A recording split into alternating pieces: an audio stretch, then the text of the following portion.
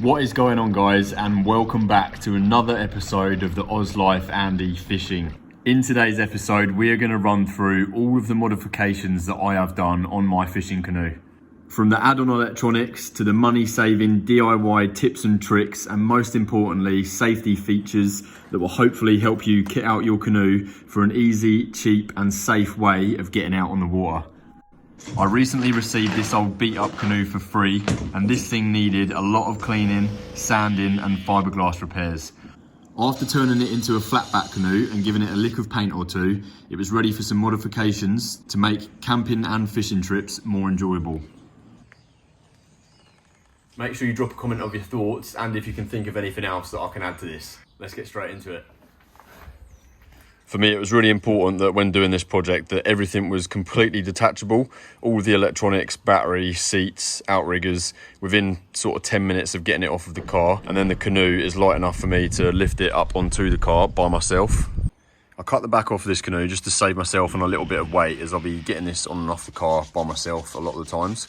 So I thought cutting that back off will sort of counteract the amount of weight that I'm putting in it, but everything is completely detachable. I've installed an anchor pulley system to give me the option of anchoring up on the lakes and rivers that I fish. This pulls the anchor to the front, so to hold the canoe facing into the current as opposed to facing with the current. Because it's a flat back canoe, I can't have the anchor sitting at the back of the canoe. I've tried to make this as safe as I possibly can, so the anchor works off of a quick release system.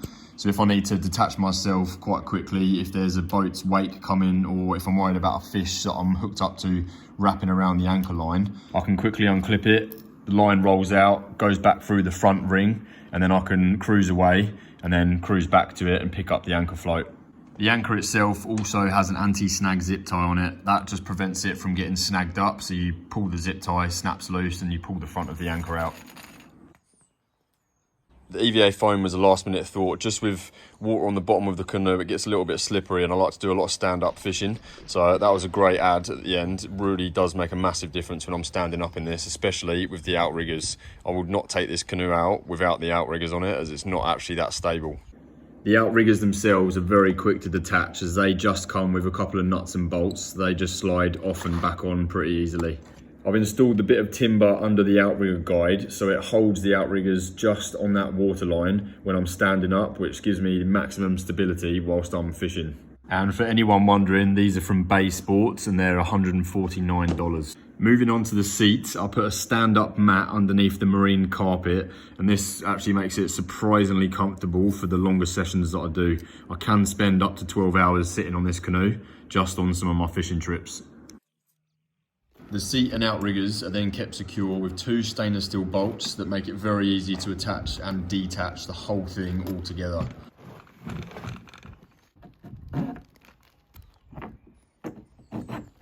Although it does add a bit of extra weight, I did opt to use marine grade ply and treated timber throughout the canoe, as well as all the fixings being stainless steel, inclusive of the anchor pulley system to prevent any rusting. Surprisingly, even with the outriggers on the canoe, it's still very manoeuvrable, whether manually or by motor. I can easily swing it around in relatively tight spots, especially with the motor mounted on the side of the canoe. It's easy to swing it round and face the sun to hold the fish up for them perfect camera shots. That is massive. Again, this project was all about making it as cheap as possible and as easily as possible for me to lift this canoe when I'm by myself. Hence why I want to make sure everything is completely detachable, apart from a few pieces of timber that I've installed. Moving on to the battery and electronics. Originally, I only planned on using the battery to charge my GoPro and my phone while out fishing and camping. Now the 12-volt battery can easily last a few days without charges while in full use, with multiple connections such as USB, cigarette and the Anderson connections. I run my LED strip lights, fish finder, motor and charge my camera gear off this battery on all of my fishing trips, whether it's land-based or on the canoe out fishing on the rivers and lakes.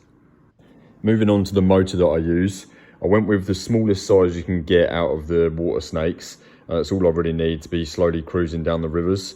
It's also side mounted as well, so I think anything over the 18-pound thrust would probably end up pushing it out of its clamps. This one holds quite well, and with a bit of EVA foam on the inside as well, I found that it grips it a lot better and rarely will ever slip at all whilst I'm out driving it. Even when I whack it in reverse, it doesn't end up pushing itself off of them clamps. Moving on to the fish finder, I decided to go for the cheapest low ranch that I could get, and that way I'm not too fussed about if it gets broken out on a trip. And the specs on it let you see the bottom, how deep it is, and where the fish are as you're going over them. I've got the transducer mounted on some electrical conduit, and this holds it exactly where I need it and costs an absolute fraction of what a manufactured kayak mount is. I made this for about $4.50 instead of buying one, which was going to cost around about $110. I've got a couple of different mounting options for where I can put the GoPro, or up the front for if I'm fishing at night time. I can chuck a navigation light up the front just so boats can see where I am when I'm out on the river or on some lakes. All of the electronics fit into this box, which I also keep some backup soft plastics and jig heads in. I'll chuck the box at the front if I want to free up some storage behind me, and there's also plenty of space up the front for if Becky wants to come along, or if I want to swap where the rod holders sit in or my camping gear. That's it, take your time. The rod holder itself is mainly just for storage of the rods whilst I'm getting the canoe onto the water, and that was just made out of a few bits of scrap as a last minute thought, just some PVC pipe leftovers and ply and marine carpet leftovers as well. I went with the Berkeley rod holder as it's slightly smaller than the Railblazer one, but seems sturdy enough to be trawling lures or keeping the rod secure whilst I'm bait fishing. The Railblazer mounts stay fixed to the canoe permanently, and I decided to fit these to the treated timber just below the edge of the upper canoe, and that way when I put it onto the roof rack they're not scraping along the top of the roof rack. So on there I've got permanent mounts for the fish finder, the transducer, rod holders and the GoPro mount.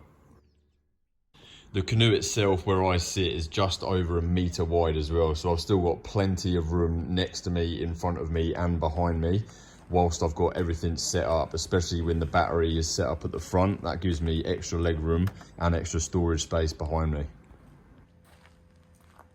And that is pretty much it, guys. All in all, I'm happy with how the camping and fishing canoe has turned out. It takes me 5 to 10 minutes to set up. I can lift it alone. It's stable enough for 2 people or heaps of room for camping gear. And it's not only been cheap, it's been good fun to renovate and modify. I'm really interested to know what you guys think of this canoe renovation, so leave me a comment. If you're new to the channel, do not forget to subscribe, and I encourage you to hit that like button if you've enjoyed the video as well. I will see you in the next one. Thanks for watching. That last take was so light, barely even feel it.